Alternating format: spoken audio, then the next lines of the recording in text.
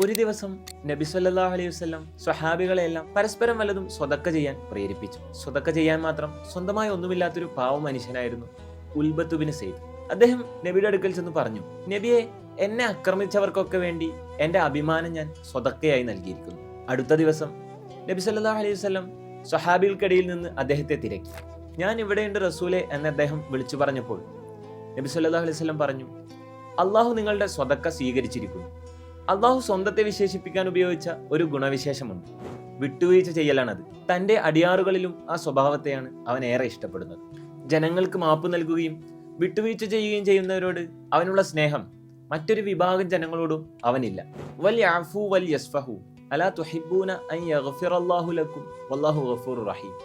മാപ്പരുളുകയും വിട്ടുവീഴ്ച ചെയ്യുകയുമാണ് വേണ്ടത്.